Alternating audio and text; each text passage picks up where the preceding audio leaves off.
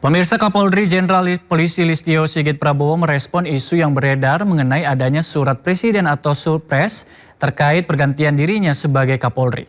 Sebelumnya DPR membantah telah menerima surat presiden terkait pergantian Kapolri.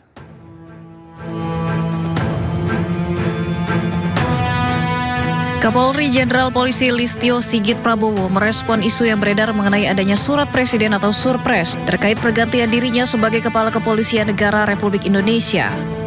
Menurut Listio, keputusan mengenai pergantian Kapolri sepenuhnya merupakan hak prerogatif Presiden Prabowo Subianto. Listio pun siap mengikuti apapun keputusan yang diambil oleh Presiden. Itu kan prerogatif Presiden.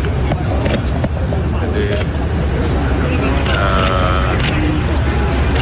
ya buat kita prajurit kan apapun dilaksanakan. Nah, kita menunggu saja. Enggak ya, sama sekali ya. Sangat tidak. Sementara itu, Kepala Badan Pengendalian Pembangunan dan Investigasi Khusus atau BAPISUS, Aris Marsudianto menyatakan agar publik menunggu waktu terkait isu surpres pergantian Kapolri. Ada nggak, Pak? Alah, tunggu tanggal waktunya. Tapi bener nggak sih, Pak, udah diserahkan? Jabatan di dunia pasti akan diganti. Tidak ada yang tidak diganti kan begitu. Tinggal waktunya tergantung Pak Presiden. Sudah dikirim ke DPR belum, Pak? Udahlah, tunggu aja ya. Sebelumnya, Ketua Komisi 3 DPR RI menjawab tidak ada surat presiden atau surpres berisi nama pengganti Kapolri Jenderal Listio Sigit Prabowo yang diterima hingga isu pergantian Kapolri tidaklah benar. Menyampaikan klarifikasi bahwa tidak benar kalau dikatakan ada surat presiden kepada DPR RI yang berisi tentang pergantian Kapolri. Kami benar-benar telah mengecek kepada pimpinan DPR, ya, yang juga pimpinan DPR sudah mengecek kepada pihak terkait di istana bahwa memang tidak ada pengiriman surat presiden terkait pergantian Kapolri tersebut.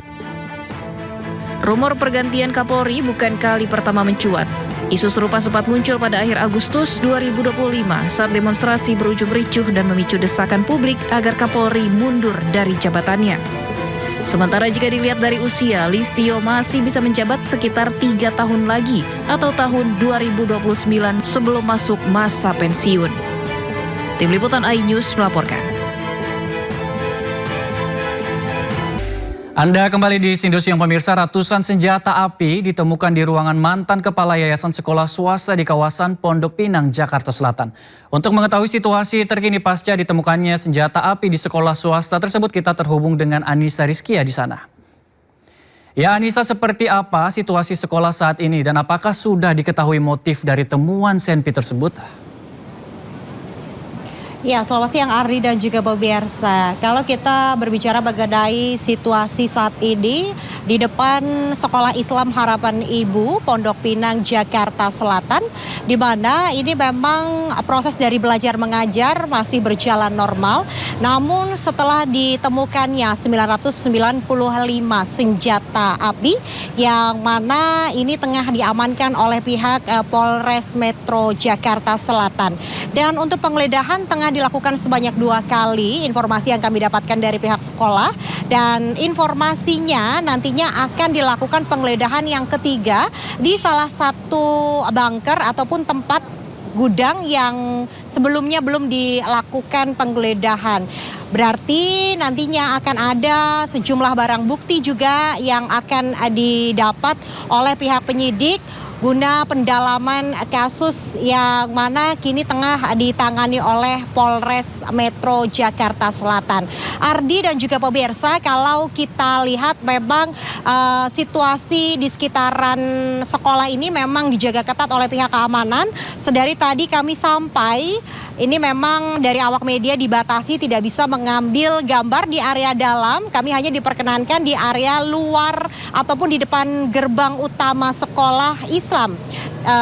Yang mana kini dari pihak kuasa hukum yayasan menyatakan bahwa proses dari penyelidikan dari kepolisian ini diharapkan dapat mengusut tuntas karena memang kepemilikan 995 senjata api ini masih dipertanyakan. Selain itu juga ada temuan narkoba dan juga CD film dewasa yang ini kepemilikannya masih belum terkonfirmasi. Dan kami pun juga masih terus mengawal dan tentunya kita akan menunggu rilis resmi dari pihak Polres Metro Jakarta Selatan. Untuk sementara saya kembalikan kepada Ardi yang ada di studio. Baik, Anissa Rizky, terima kasih atas laporan Anda. Selamat kembali bertugas, teman-teman. Pemirsa, ratusan senjata api ditemukan di ruangan mantan kepala yayasan sekolah swasta di kawasan Pondok Pinang, Jakarta Selatan. Tak hanya senjata api, di ruangan juga ditemukan narkoba dan CD porno serta alat cetak peluru.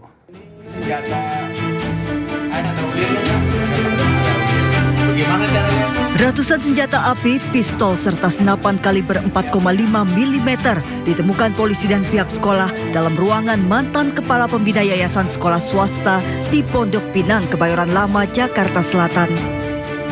Tak hanya senjata api, dalam ruangan ini juga ditemukan alat cetak peluru, narkotika jenis sabu dan ganja, serta sejumlah CD porno.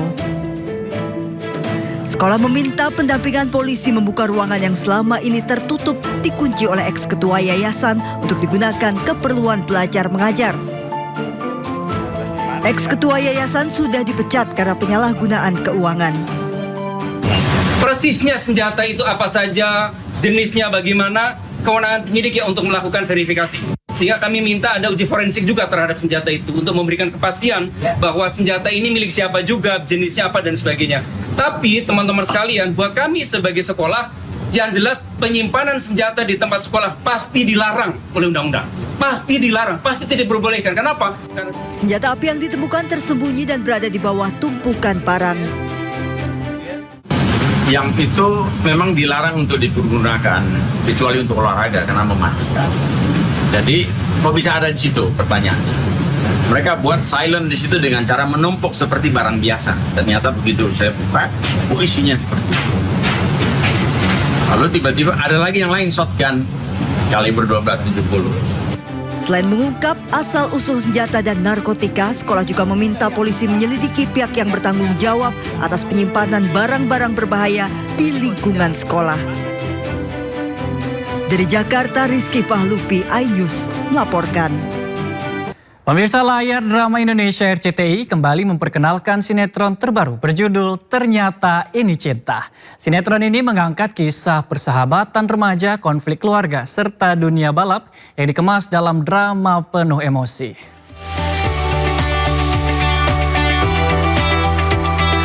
Melalui press conference yang digelar di MSC Theater Jakarta, layar drama Indonesia RCTI memperkenalkan jajaran pemain serial Ternyata Ini Cinta. Di antaranya Elsa Japasal, Ari Irham, hingga Bertrand Peto. Alur cerita Ternyata Ini Cinta berpusat pada Luna yang diperankan oleh Elsa Japasal, seorang siswi SMA yang terlihat cerdas dan sederhana, namun di balik kesehariannya, Luna menyimpan kemampuan sebagai pembalap motor dengan identitas misterius bernama T-Rex. Serial garapan MNC Pictures ini diyakini mampu menjadi tontonan menarik masyarakat Indonesia melalui kisah persahabatan remaja yang dikemas dalam drama penuh emosi. Sinetron terbaru kita, Ternyata Ini Cinta, dengan dukungan pemain-pemain muda yang sangat berbakat dan luar biasa. Kita harapkan kombinasi konflik remaja dengan drama keluarganya ini bisa menjangkau seluruh penonton TV. Dan kita harapkan juga ini bisa menjadi pembicaraan yang viral ya di media sosial. Jadi kalau misalnya Luna ini menurut aku perannya lumayan kompleks sih, karena dia kayak anaknya happy banget, tapi ternyata dia emosional banget juga. Terus kelihatannya kayak cuman anak SMA biasa, tapi ternyata juga diam-diam anak motor gitu. Sinetron Ternyata Ini Cinta dijadwalkan tayang perdana pada 10 Agustus 2026 pukul 17.40 di RCTI. Serial ini diharapkan menjadi pilihan hiburan baru bagi masyarakat Indonesia. Dari Jakarta, Indira Utomo, Eri, Leman, iNews TV melaporkan. Krisis kemanusiaan di Gaza yang terus berlangsung memicu berbagai aksi solidaritas dari masyarakat internasional. Sejumlah lembaga kemanusiaan di Indonesia turut mengirimkan bantuan dan relawan untuk mendukung warga sipil di Gaza. Salah satunya DT Peduli yang berpartisipasi dalam misi kemanusiaan bersama sejumlah organisasi dari berbagai negara. Bantuan akan disalurkan melalui jalur laut dan darat, meliputi kebutuhan medis, pangan, serta perlengkapan darurat sesuai kebutuhan di lapangan. Program bantuan yang berkelanjutan diharapkan dapat membantu memenuhi kebutuhan dasar warga sipil di Gaza, sekaligus menjaga kepedulian publik terhadap krisis kemanusiaan yang masih berlangsung. Jadi insya Allah ke depan kita sudah menyusun roadmap untuk memakmurkan Al-Aqsa, memenangkan Palestina dan membebaskan Gaza selama 20 tahun ke depan. Di mana kita rancang program-program yang berkelanjutan, yang tidak hanya sesaat tapi juga bisa memberikan pemberdayaan masyarakat, melibatkan para pengungsi di Gaza dan Palestina sekitarnya, sehingga mereka bisa terus bangkit, bisa mandiri, bahkan bisa menghasilkan generasi-generasi yang kedepannya akan berjuang meneruskan kemerdekaan Palestina dan memakmurkan Masjid. Kita selanjutnya pemirsa, mogok massal supir angkutan kota M44 jurusan Kampung Melayu Karet Kuningan pada Kamis siang berdampak dengan terlantarnya penumpang. Mogok ini sebagai bentuk protes tumpang tindihnya trayek dengan angkutan Jaklingko.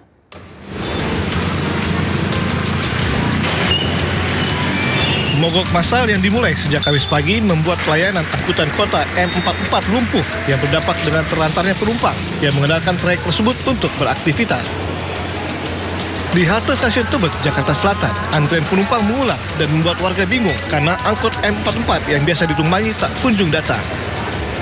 Sebagian warga terpaksa mencari moda transportasi lain agar tetap bisa melanjutkan perjalanan menuju tempat kerja maupun tujuan lainnya. Nih, Bu? 44. Iya. Biasanya naik angkot 44 ya, Bu ya? Iya. Susah nggak sih, Bu, nyari kendaraan lain sih, Bu, angkutan umum, Bu? Sebenarnya aku mau naik ini sih, Jaklingko ya. Antri, aku buru waktu aja mau ke 44. Oh gitu ya. Sementara itu, salah satu supir angkutan kota M44 mengaku mogok massal ini sebagai bentuk tuntutan agar trayek Jaklingko 48A dikembalikan sesuai dengan kesepakatan awal. Jalur Jaklingko 48 dengan M44. Kenapa Bang mogoknya sendiri nih? Mogoknya ya jalur 44 bersinggungan dengan 48. 48. Ya 48A. 48A itu Jaklingko. Jaklingko. Nah, apa sih tuntutan Abang sendiri ini melakukan mogok sendiri ini, Bang? Tuntutannya ya minta diubah trayeknya. Asli kan trayek 48 ke kiri aslinya. Ya. Kenapa bisa bersinggungan dengan 44? Cuman itu doang tuntutannya, minta dibuang ke kiri ke jalur aslinya. Setelah perwakilan supir diterima di balai kota, angkot M44 kembali beroperasi. Namun para supir akan kembali mogok jika belum ada keputusan yang jelas atas tuntutan mereka. Dari Jakarta, Rizky Falufi, iNews melaporkan. Pemirsa, kematian istri polisi yang dilaporkan tewas akibat akhiri hidup gunakan senjata api milik mantan suaminya kini memasuki babak baru. Merasa banyak kejanggalan, pihak keluarga resmi melaporkan dugaan pembunuhan ke Polda Sumatera Utara. Untuk hubungan antara pelaku dengan korban itu hanya sebatas kenal sama kenal, tidak lebih. Untuk motif pembunuhan sendiri? Untuk motif pembunuhan sendiri sedang kami dalami, namun ditemukan fakta bahwasannya pelaku diduga merupakan penyuka sesama jenis. Untuk posisi penangkapan dari pelaku, kami amankan di Kampung Sinar Laut di daerah Panimbangan, Pandeglang. Masalah penebangan pohon di lapangan padel di Kota Bandung terus berlanjut. Satpol PP menyegel videotron yang terpasang karena tidak berizin. Selain itu kini didalami dugaan keterlibatan ASN Pemkot Bandung dalam kasus ini.